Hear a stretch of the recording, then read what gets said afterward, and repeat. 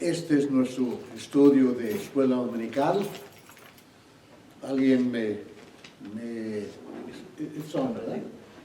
¿Se ha aprendido todavía?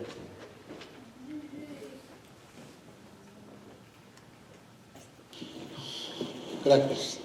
Aunque creo que sí hablo bastante fuerte, porque inclusive en el trabajo, cuando contesto por alguna razón o hablo por teléfono, dicen, no estés gritando. Así hablo yo, ¿verdad? Perdón, gracias. Así hablo yo, un poco fuerte, ¿verdad? No grito. O a veces me dicen, no esté enojado, that's the way that I talk to, porque me quiero dar a entender. Y lamentamos, sinceramente, hermanos, que pues estamos teniendo escuela dominical en lugar de tener nuestro pastor que nos traiga el mensaje de la palabra de Dios, que es completamente diferente, ¿verdad? Alguien me decía, como dije al principio, que la escuela dominical es una participación de la congregación y del maestro, del líder. Y voy a sugerir esta mañana, si en el transcurso del estudio ustedes tienen alguna pregunta, alguna sugerencia, alguna experiencia que quieren compartir, bienvenidos. Amen. I'm not the only one who has authority over here. The pastor can also give us a good answer. No soy la única persona que tiene autoridad aquí, ni la tengo. Pero el hermano tiene conocimiento y experiencia que nos puede dar a entender. Este es el propósito de reunirnos, escudriñar. Recuerdan una de las noches decía que el Señor nos recomienda, nos menciona, que así como el oro es buscado en lo más profundo de la tierra, el petróleo, si algunos han tenido la experiencia de trabajar en cosas parecidas. Yo trabajé como 2 años en la perforación de búsqueda del aceite, le llaman aceite, el petróleo y el gas. Hasta cierta profundidad estamos agarrando samples, ejemplos de la arena, lo llevan al laboratorio y estudian para saber qué tan cerca está el mineral, ¿verdad? Entonces, sabemos que la palabra de Dios es clara. Sin embargo, nevertheless, dicen los hermanos, ¿verdad? Tenemos que realmente aprender, darnos cuenta para poder nosotros crecer en este conocimiento, porque el apóstol dice, ¿verdad?, que de vez en cuando alguien nos va a preguntar algo de nuestra experiencia, o simplemente nosotros necesitamos saber cómo compartir el conocimiento de la palabra de Dios, especialmente con aquellos seres que sinceramente amamos, que a veces se nos es un poco dificultoso porque ellos nos conocen nuestros errores, nuestros detalles, y pues entonces no vamos a defendernos como le dijeron al ciego, dime quién te dio la vista. Yo no sé, es un hombre malo, yo no sé, lo único que sé, yo no veía. Y ahora, lo mismo podemos aprender, decir, ok, es cierto, yo estaba en un error, pero el Señor me abrió los ojos espirituales y ahora puedo ver y entender la necesidad, especialmente la necesidad mía, del creyente, ¿verdad?, del que ha aceptado al Señor. Ahora puedo entender realmente lo que fue mi vida lejos del Señor. Y cuántas personas, hermanos, de verdad, cuando han venido al conocimiento de la palabra de Dios, entienden. Para empezar, esta historia de hoy nos habla de cómo el Señor dirige a su pueblo. Y voy a mencionar esto, no por ninguna razón específica, pero quiero saber cuántos son mexicanos. Que levanten su manita. Mexicanos. Ok, gracias. Una de las cosas que me gustó en la escuela es que nos enseñaron la historia de nuestro país. Desde que vinieron los españoles hasta la época actual.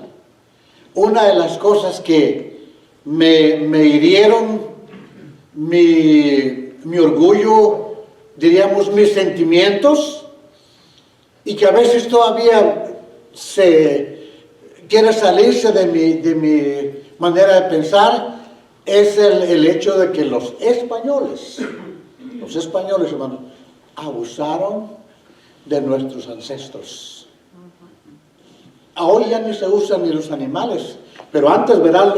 Ponían el fierro caliente. Yo vi a mi padre cuando calentaba el fierro ese con su JR, perdón, que se llamaba Jacinto Ramírez, y lo ponía en la...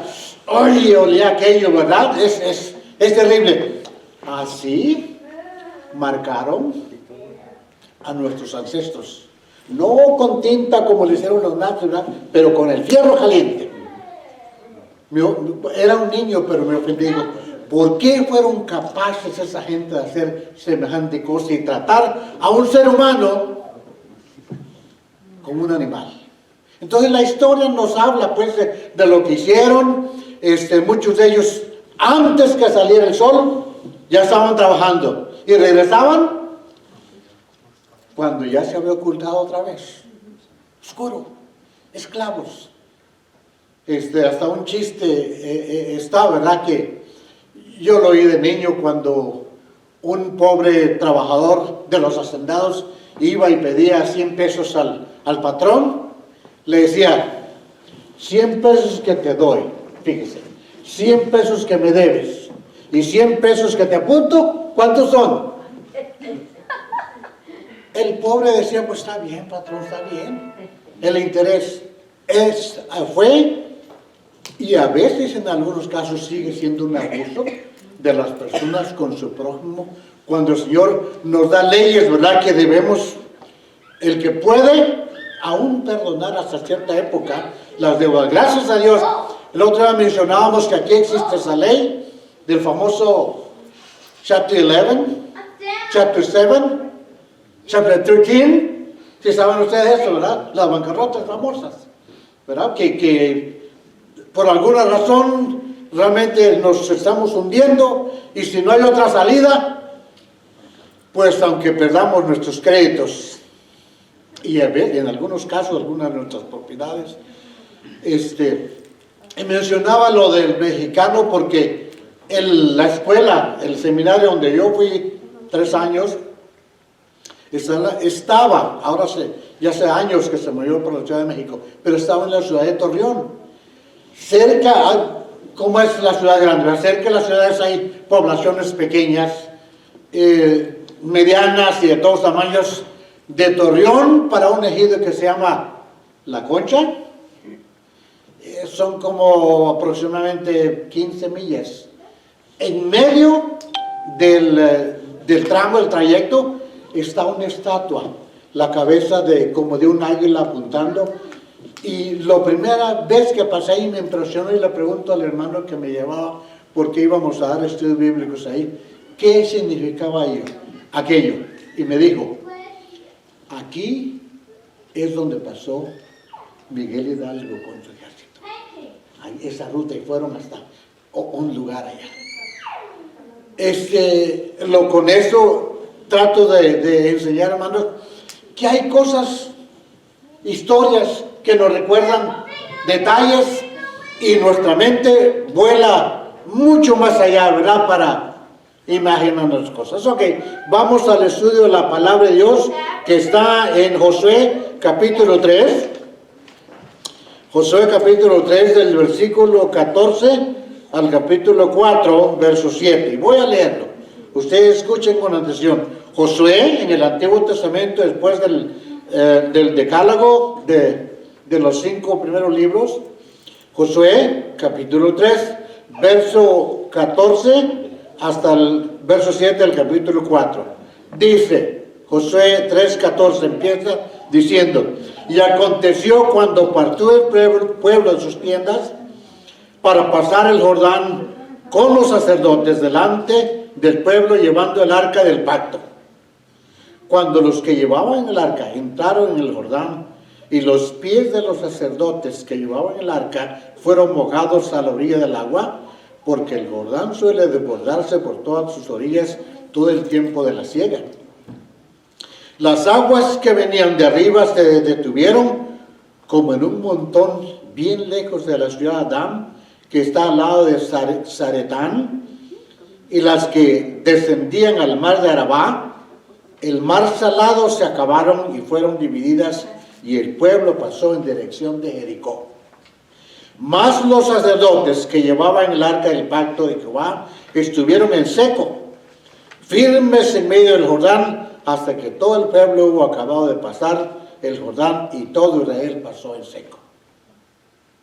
Cuando la gente hubo acabado de pasar el Jordán, Jehová habló a Josué diciendo: tomad del pueblo 12 hombres, uno de cada tribu, y mandadles diciendo: tomad de aquí, de en medio del Jordán, del lugar donde están firmes los pies de los sacerdotes, 12 piedras, las cuales pasaréis con vosotros, y levantadlas en el lugar donde habéis de pasar la noche.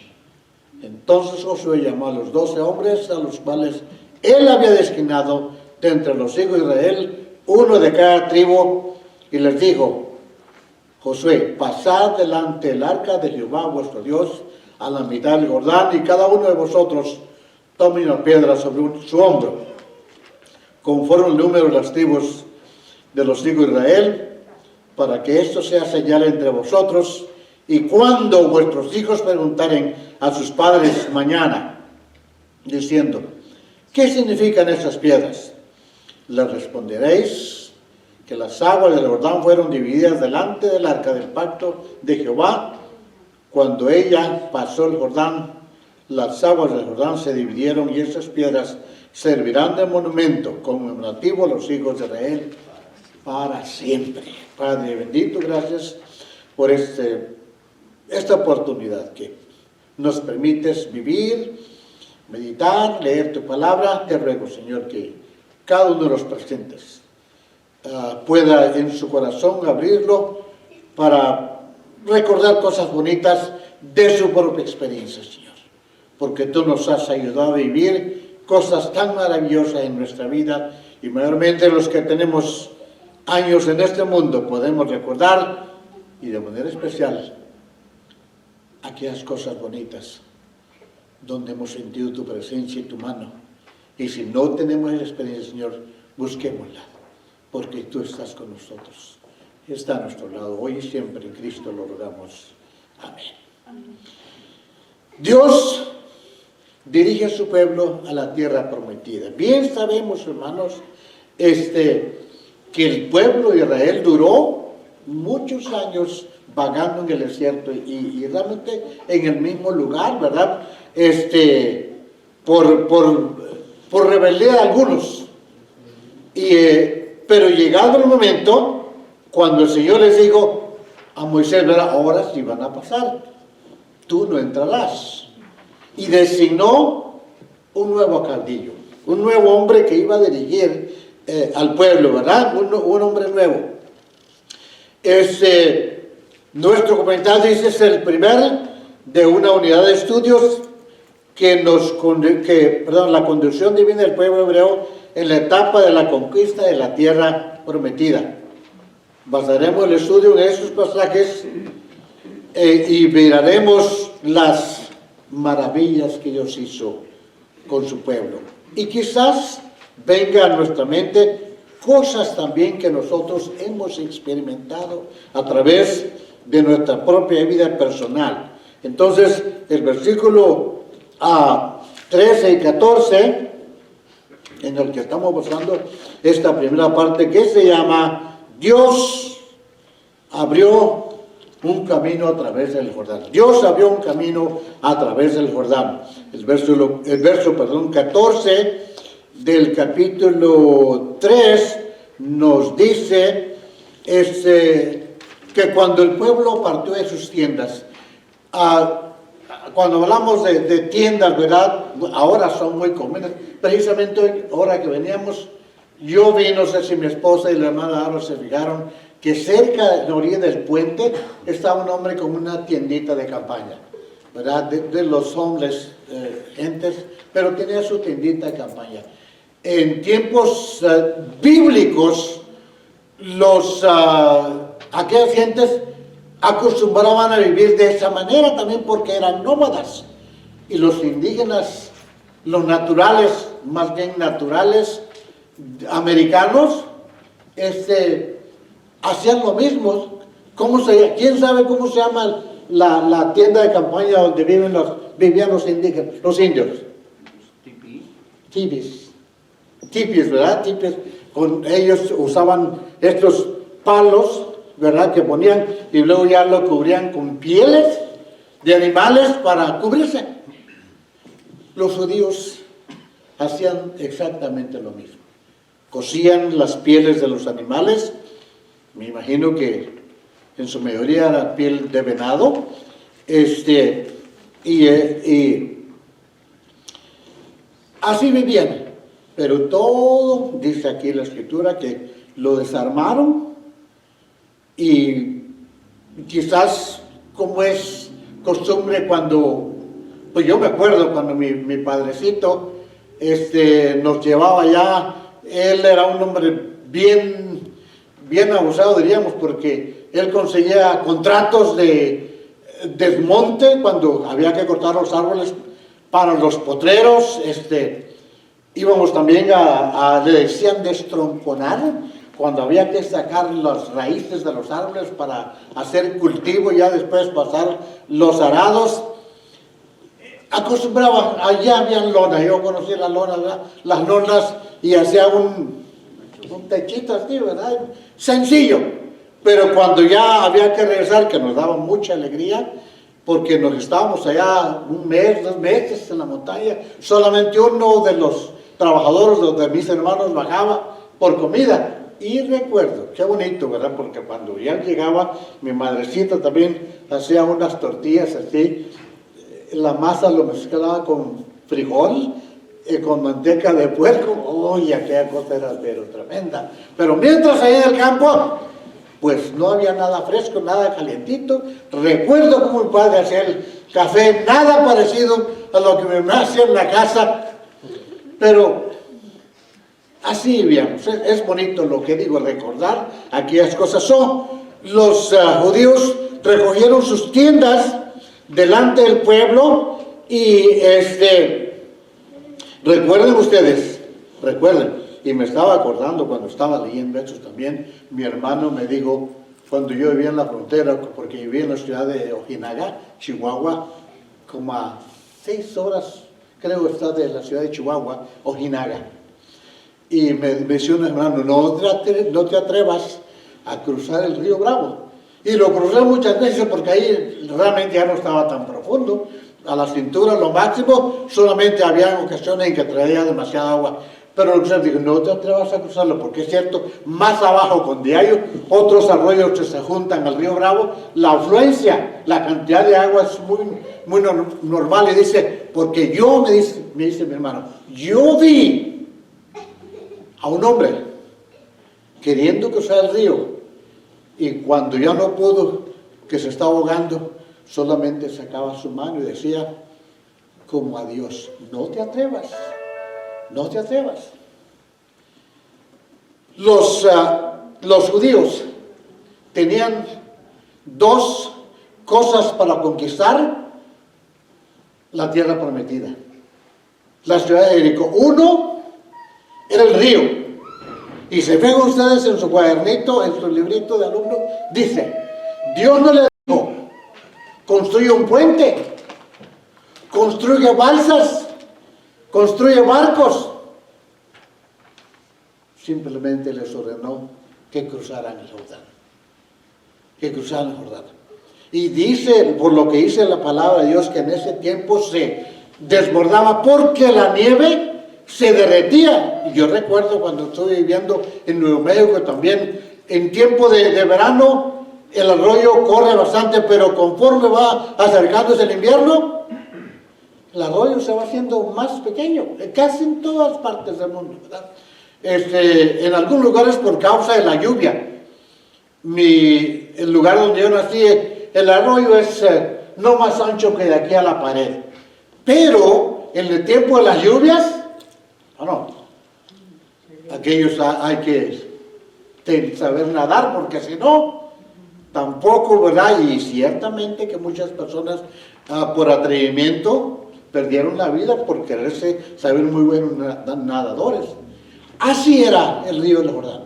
Llegaba el tiempo en que la nieve se derretía. Ese arroyito allí de Nuevo México, también crecía y en la noche hacía el ruido porque casi se desbordaba, y aunque no era muy ancho, porque ya su cauce se había profundizado, el ruido y las piedras que volteaban era tremendo, ¿verdad? A pesar de eso, el agua estaba también, nadie se atrevía a jugar en el agua. Tenían el pueblo israelita que luchar contra las dos cosas. Y dice, pero, debemos aprender aquí, ¿qué cosa es imposible? Voy a compartir, porque a lo mejor ustedes no van a estar ahí, pero una de las cosas, uno de los estudios bíblicos, sermones de evangelista que voy a predicar en la si el Señor me lo permite, es cuando se acuerdan los leprosos estaban en la orilla de Samaria y dijeron, si entramos no nos dan de comer, si nos quedamos aquí nos morimos, y si vamos allá con los sirios a lo mejor nos perdonan la vida y nos dan de comer. Pero fíjense, lo que quiero mencionar es el milagro. Cuando ellos llegaron y comieron, y no solamente se lo guardaron y escondieron allí, ¿verdad? Pero fue porque en la noche el Señor hizo un ruido. Dios, el Dios de los cielos. ¿Qué cosa habrá imposible, digamos, hermanos, para el Señor? ¿Qué cosa? ¿Tenemos alguna imaginación de lo que es imposible para que el Señor conteste o bendiga a su pueblo? Nada, nada. Los sirios oyeron un ruido tremendo, ¿verdad? Y tropeles de caballo, de carro, y todos dijeron, ahí viene este ejército, mucho más grande que nosotros, hay que salvar nuestra vida. Y se fueron, y dejaron todo. Y cuando llegaron ellos encontraron. Hermanos, dicen, traté de buscar, hasta ahorita me acordé, que también cuando en la Segunda Guerra Mundial, el general Rommel, el alemán, estaba también preparado, pero el general Montgomery, que ya tenía pocos soldados y pocos carros, ¿saben lo que hizo, verdad? ¿Han oído la historia? Era en el desierto, amarró a ramas, árboles, a sus tanques de guerra, y levantó un polvaderón tremendo, de veras. Dice que un polvaderón era cada cierta distancia, puso los tanques, era poca gente. Y cuando los alemanes vieron, no, vámonos igualmente. Si el hombre puede hacer eso, hermano, ¿habrá algo imposible para el Señor? No lo hay. Cuando los que llevaban el arca se sentaron en el Jordán y los pies de los sacerdotes, ¿qué importancia tiene un líder en el pueblo de Dios? Y no nos referimos solamente al pastor, a los de la música, nos referimos a usted en su casa, en su hogar, hermano. ¿Qué importancia tiene el liderazgo, la obediencia, la fe, la confianza, la sorpresa que la familia se puede llevar? Uno de mis hermanos es como 4 o 6 años menor que yo. Hace poquito la iglesia de aquel era miembro, era diácono. El pastor, desafortunadamente por causa de esta pandemia, se fue a la presencia del Señor. No había más. Y tristemente, ¿verdad? Tristemente, mi otro hermano también, que está en una ciudad que se llama Ajajalpa, en el estado de Puebla, también dice, hermano, ora, porque hay varios de nuestros líderes, nuestros pastores, que también han partido por descuido.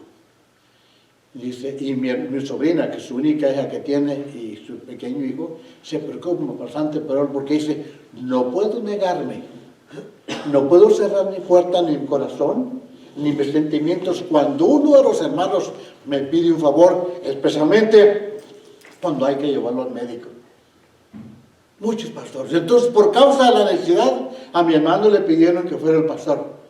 Y él pone en una página que tiene uno de mis hermanos sus oraciones. Dice, gracias Dios, Señor. Gracias te doy. Y ya lo he compartido, gracias te doy. Porque la mayoría, solamente le he dicho, hay 2 de mis hermanos que lo he entregado a servir al Señor. ¿Por qué? Porque la oración de ellos siempre es constante, hermano. La oración suya por su mamá, por su hermano, por su hijo. Platicando el otro día, se me olvidó mencionar esto a la hermana, acerca de los matrimonios, decía un pastor, ¿cómo vamos a educar a nuestro hijo? Dice, especialmente los matrimonios nuevos, jóvenes, que no tienen o están teniendo familia, la educación de un niño empieza, ¿saben cuándo? 20 años antes de que nazca. Porque nosotros debemos prepararnos exactamente antes qué vamos a hacer. Y lo digo de corazón. Mi nieto me habla el otro día, me dice, abuelo, que tengo una sorpresa. ¿Cuál es el tengo? Dice, voy a ser papá. Le digo, ¿cómo? Dice, mi esposa va a tener un bebé. Y por cierto, el viernes estuve allá con ellos y vinieron a hacerse el ultrasonido. Es una niña. Pero es una niña, es una bebé. Dice, pero tengo miedo. Le digo, ¿cuál es el miedo? No sé cómo voy a crear esta niña. Le digo, empieza a prepararte, pero de corazón sincero. Busca, Señor, busca, porque este es el papel de un líder, hermano. Ese es el papel de un líder. Dice que los sacerdotes, cuando pusieron sus pies en el Jordán, las aguas que venían de arriba se estuvieron como un montón. Otra vez, un milagro. Así como el Mar Rojo, quizás habían muy pocos de los que estaban ahí presentes que habían presenciado eso antes, ¿verdad? Y dice que el río se llama, la palabra Jordán significa el río que desciende muy rápido. Y menciona detalles donde está, que a mí me parece un poquito, pues, porque no estamos estudiando historia, ¿verdad? Y les dice, las aguas que venían de arriba se detuvieron como un montón. ¿No se imaginan ustedes cómo se vio aquel milagro? Yo he visto en la televisión, ¿verdad? Las altas olas del mar, ¿verdad? Pero de 10, 15, 20 metros, que alcanzan a desaparecer un barco. Pues así dice la palabra del Señor, que detuvo las aguas como un montón, para que el pueblo pasara. Las aguas que venían de arriba se detuvieron como un montón, bien lejos de la ciudad de Adán, que está, hasta se figura el nombrecito, como que es salvadoreño, Zaretán. Pero se detuvo allí y fueron divididas. Y el pueblo pasó en dirección a Jericó. Ok. Dijimos, eran 2 problemas grandes que tenían. Y no les digo, Señor, busca algo, busca un barco, haz puentes, haz esto, haz lo otro. Simplemente le ordenó que caminaran el arca y los sacerdotes. La responsabilidad de alguien que nosotros conocemos, la santa palabra de Dios. Y dice, los sacerdotes que llevaban el arca, el pacto de Jehová, estuvieron en seco, firmes en medio del Jordán, hasta que todo el pueblo pasó. Each one of the people there just walked on the dry land. Cada uno de ellos caminaron y cruzaron. Nosotros como seres humanos, hermanos, yo estaba pensando, ¿verdad? Vivimos 70 años, vamos a decir, 80 años, comparado con la eternidad, es un segundo, ¿no es cierto? Porque 1000 años, para el Señor 1000 años, ¿qué tanto es? Absolutamente nada. Diríamos, absolutamente nada. Como seres humanos y como líderes espirituales, no solamente de la iglesia, de nuestra familia, especialmente, o del pueblo aún que nos rodea, tenemos esta grande responsabilidad. Confiar, y lo que llevó a los sacerdotes y a Josué a hacer aquello, era la confianza que tenían en la voz del Señor, en su palabra. Vayan y hagan esto. Vayan y hagan esto. Vayan y hagan esto, ¿verdad? Y hasta que todo el pueblo pasó, hermanos, lo que mencionaba otra vez, mis hermanos, si uno de mis hermanos el 23 de diciembre del año pasado, perdón, igual, de la misma manera, se fue a la presencia del Señor, pero sus nietos, sus nietos, y mis hermanos que lo conocieron, el otro día todavía uno de sus hijos me mandó, dice, este fue el último bosquejo del estudio que mi padre dio en la iglesia. ¿Cómo recuerdan? Como un líder, como un ejemplo, como un hombre que amaba a Dios. Es cierto que no vamos a compararnos con los apóstoles, pero sí vamos a testificar de que lo único que nos mantiene con vida y la única esperanza que tenemos, y ya les dije, la razón por qué mi hermano tuvo ese incidente es porque se enojó mucho, hermano, es otra cosa, ¿verdad? Cierto, vuelvo a decir, era un ser humano. Le molestó mucho que habiendo con sacrificio comprado un tanquecito para darle beber a sus animales, se lo habían llevado, se lo robaron de un día para otro. Pues cualquiera de nosotros, yo me imagino, ¿verdad? Especialmente a una edad que ya no tenemos tanta paciencia y tolerancia, ni fuerza para decir, bueno, voy a trabajar y comprarme otro. Y lo va a hacer de la misma manera. Recuerdo a mí uno de los carros, uno de los días, se lo llevaron. En la mañana pues ya no estaba. ¿Qué pasó? Y así pasa, ¿verdad? Con muchos. ¿Qué pasó? Lo único que hicimos llamar a la policía. 8 días después, me habla la policía al trabajo y dice, señor Ramírez, sí, aquí tenemos su carro. Gracias a Dios. Y por cierto que el esposo de la hermana Laura me dice, hermano, dice, a ti te quiere Dios. Entonces, porque muchos nunca vuelven a ver su carro. Y si lo encuentran, completamente desbaratado. No me estoy levantando yo simplemente estoy diciendo la misericordia de Dios. Porque tengo, por lo menos mis 3 hermanos, constantemente rogando unos por los otros, como tenemos que hacerlo nosotros. Todo el pueblo tuvo que pasar. Tal vez nuestros pasados, nuestros hermanos, ya se están yendo, ¿verdad? Ya se están yendo. Pero mientras nosotros vivimos, hay todavía parte del pueblo que tiene que pasar, hermanos, que tiene que ir. Cuando toda la gente hubo acabado de pasar el Jordán, Jehová habló a Josué. La gran responsabilidad de un líder. Vuelvo a decir, hermanos, hago un paréntesis. Si tienen alguna pregunta, alguna sugerencia, díganlo. Si quieren compartir alguna experiencia, porque yo no me estoy compartiendo, pero lo hago con el propósito de edificar. Tomad del pueblo 12 hombres de cada tribu y mandarle diciendo, tomad 12 piedras. Ok, dice, bueno, vamos a volver al verso 17, que es el último del capítulo. Dice, mas los sacerdotes que llevaban el arca estuvieron en seco firmes en medio del Jordán hasta que todo el pueblo. Recuérdense que el mismo apóstol Pedro dice que nosotros somos linaje escogido y sacerdotes, no por institución del hombre, sino por la benevolencia y el amor de nuestro Dios. Por eso es verdad, nuestras oraciones no solamente son un bla, bla, bla, bla, mayormente aquellas que van con sinceridad, del fondo de nuestro corazón, hermanos, del fondo. No llenemos ese espacio con puro así, ¿verdad? Vayamos acá adentro y digamos, Señor, te necesito, te amo, te quiero. No puedo obligarte, como lo hacemos con nuestros padres.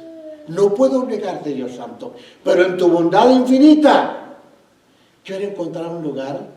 No sé si vieron el testimonio, me gustó la forma en que lo dijo la persona. Dice que una hija de ella allá en Colombia andaba en su bicicleta y cayó en un barranco. ¿Alguien lo vio? O que cayó en el barranco. Y se nota, porque enseñó la foto, parte de su cerebro se le arrancó cuando se golpeó en las piedras. Y la llevaron pues desmayada al hospital y ahí estuvo. Y lo que me impresionó y me gustó, y dice la señora, la madre, la muchacha, me tiré de rodillas, perdón, me tiré de rodillas, lloré a Dios, le supliqué y lo convencí. Así dice ella, ¿verdad? Lo convencí a mi Dios que no se llevara a mi hija. A los 3 días, cuando fui a ver, aún con lo que le faltaba parte de su cráneo, la muchacha despertó y volvió. Y los mismos médicos se sorprendieron diciéndole, esto es un milagro. Un milagro. Los milagros siguen pasando, hermanos. Los milagros siguen existiendo siempre y cuando nosotros hablemos, nos arrodillemos y nos postremos y le oremos de acá a nuestro Dios. Con toda la fe. Con toda la fe. No estamos exigiendo, simplemente rogando, diciéndole, Señor, ten misericordia de mí. Ten misericordia de mí. Ahora, dijimos pues, Dios abre un camino. Dios abre las puertas. Dios abre sus bendiciones. Yo lo siento mucho y lo repito esto una y otra vez, de que es doloroso cuando vemos las cifras, la cantidad de personas, y como decía el otro día, ¿verdad? ¿Se acuerdan, hermanos? Que se han muerto por causa de esta pandemia. Aparte de las otras personas que inclusive los han asesinado por diferentes enfermedades. Mi pregunta es si debe ser para nosotros. ¿Ellos se han salvado? Algunos tal vez de estas personas, no estoy haciendo sentirse a ustedes culpables de ellos, pero mientras tengamos la oportunidad, hagámosles ver que aquí es solo un tiempo que estamos viviendo, porque la eternidad nos espera y es sin fin. Así pues, este pueblo estaba cruzando el Jordán, así nosotros estamos cruzando este valle, el salmista dice, este valle de sombra, de muerte, que nos asusta. Pero tu vara y tu callado me infunden aliento. Amén. Y la mesa está preparada delante de mí. Cuando llegue ese momento, yo estaré en tu divina presencia gozando de tus bendiciones. Ok, entonces dejamos a la segunda parte que dice, Josué hace erigir un monumento conmemorativo. Verso 1 y 2, en el 4 dice, cuando toda la gente hubo acabado de pasar al Jordán, Jehová habló a Josué, diciendo, tomad del pueblo 12 hombres, cada uno de su tribu. Ahora, me llamó la atención esto de que menciona 12 varones, 12 hombres, ¿verdad? 12 men.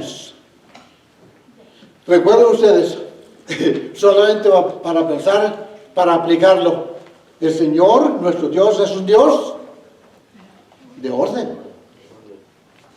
De orden. Tenemos 12 meses, ¿cierto? Tenemos 12 patriarcas. Y cuando estaba estudiando dije, voy a preguntarle a los hermanos si saben los nombres de los patriarcas. Algunos tal vez, inclusive yo no los puedo decir en orden, pero fueron 12. Me acordé también que nosotros, bueno, mi papá se pasó, éramos 13 varones, ¿verdad? Pero 12 meses, 12 patriarcas, 12 apóstoles. Hoy, por ahí dicen que hay unos apóstoles ¿Podrá ser verdad? Porque los apóstoles cuando vieron al Señor, Él los llamó, Él les dio la autoridad, Él los instituyó, Él los preparó. Y si vemos en Apocalipsis, ¿cuántas puertas menciona Juan? 12 puertas. El número 12 tiene un significado bien importante, un orden, ¿verdad? Un orden. Entonces, dice que llamó a los 12, escogió 12 varones y le mandó diciendo, tomen aquí, en medio del Jordán, del lugar donde están firmes los pies de los sacerdotes, piedras, las cuales pasaréis con vosotros, y llevadlas en el lugar donde habéis pasado la noche. Ok, mencionaba lo de la estatua esa de la independencia, y quiero hacer mención otra vez. Qué bonito recuerdo, ¿verdad? La última vez que fui a Juárez, hay varios puentes en la ciudad de Juárez para pasar para el paso, ¿verdad? Hay varios puentes, pero en uno de ellos que pasaron me gustó a la vista, un águila gigantesca, una estatua que está ahí, y le tomé una foto, pero desafortunadamente no salió muy bien. Pero hermanos, eso nos recuerda, ¿verdad? Nuestra tierra, nuestra patria, ya ahora es tan fácil. Y al viernes estaba allá con mi hija en Porán, y mi yerno dice que una amistad de él fue a mi tierra, Chiapas, donde hay un lugar que se llama Azul, no sé, Azul, quién sabe qué. Las cascadas de Agua Azul. Yo creo las cascadas de Agua Azul, que una amistad de él estuvo allá, y están, él dice que quiere conocer. Y yo le digo, esa es mi tierra, esa es mi tierra, ¿verdad? Hay mucho simbolismo. Y hablaba con una sobrina ayer, también le decía, hija, quiero que me busque todos los cerquitas donde vivimos, para si mi yerno y mi hija van, ellos puedan disfrutar de todas aquellas bonitas. Eso simboliza, ¿no? Eso simboliza. Y todo. ¿Recuerdan ustedes, si alguno ha estado en el sumidero? Nosotros nos subimos en un barquito en el río allí, en un bote, ¿verdad? Que éramos como 12 personas. Y el guía también nos dijo, entre otros lugares, que cuando los españoles querían conquistar a la tribu esa de los Chiapas, no recuerdo el nombre exactamente, en ese acantilado que hacía, en esa pared natural, de ahí se lanzaban los indios y morían, fallecían, preferían morir que ser esclavos, porque ya sabían lo que estaba pasando. Lo digo como historia, porque al ver eso, pues me recuerda, digo, tanta injusticia, ¿verdad? Tanta injusticia. Pero hermanos, aquí vemos la promesa del Señor. La promesa del Señor. 12 piedras, dice. Ahora, recuerda, hermano, no lo hizo el Señor como el arca ha desaparecido para que nosotros lo adoremos. Al único que debemos adorar y escuchar es al Señor. ¿Verdad? En este templo, es cierto, hermanos, yo siempre hago hincapié en que este lugar, los que la edificaron, decidieron, lo donaron, lo regalaron, lo compraron, lo dedicaron exclusivamente para proclamar el nombre del Señor, para tener un lugar donde nosotros, yo y todos en el futuro, vengamos en un momento de concentración, de humillación, de adoración, nos inclinemos ahí y le adoremos a un ser que no vemos, pero que podemos sentirlo acá, muy cerquita de nuestro corazón. ¿Verdad? Dice que cuando los hijos le pregunté, ¿para qué son las piedras?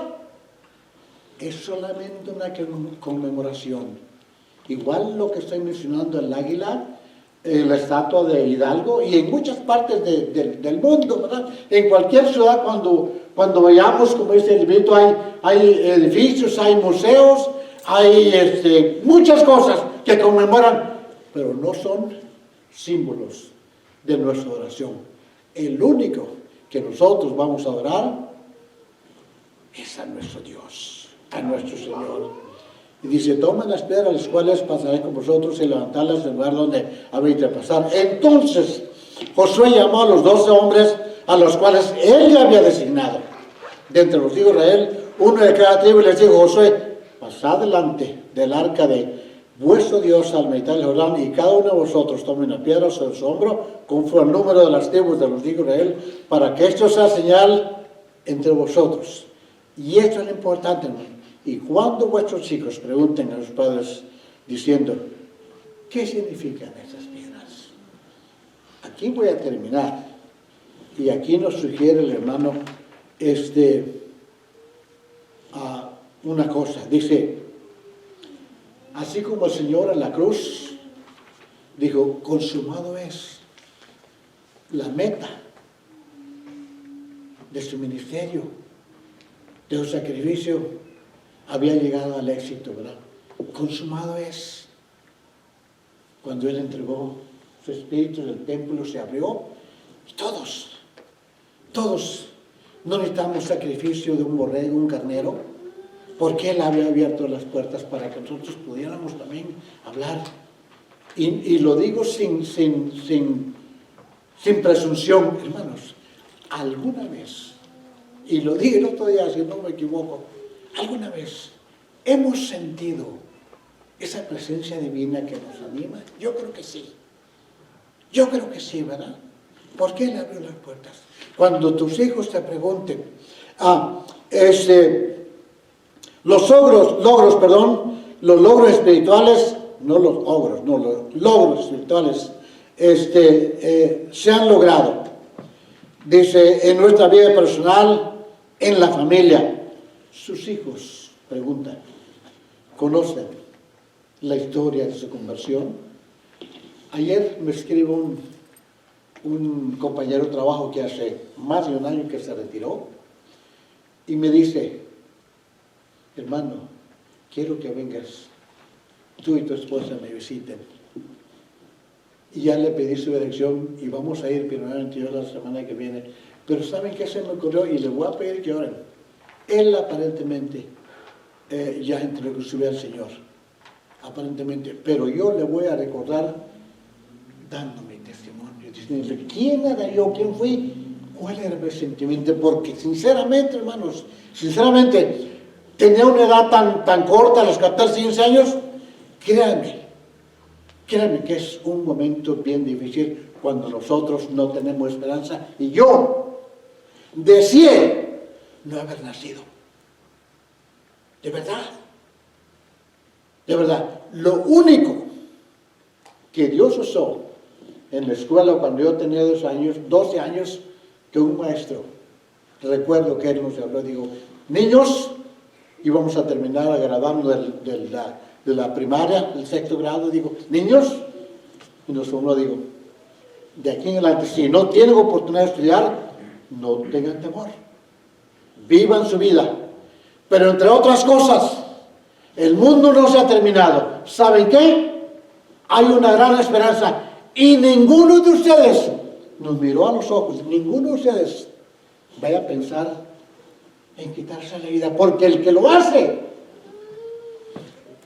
nos dijo, ¿verdad? Es un cobarde.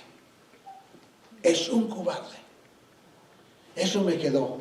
Y recuerdo eso. Y todavía no me puedo olvidar.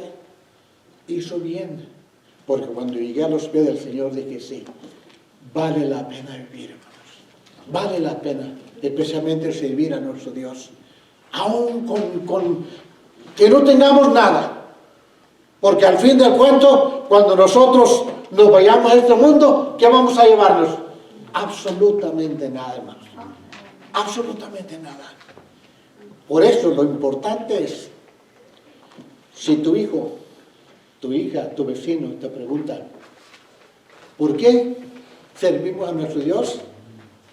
Por esto, porque Él me ha traído hasta aquí, porque he sentido su mano, porque Él ha estado conmigo, ha estado con mi familia y me ha prometido el triunfo, la victoria en esa tierra prometida.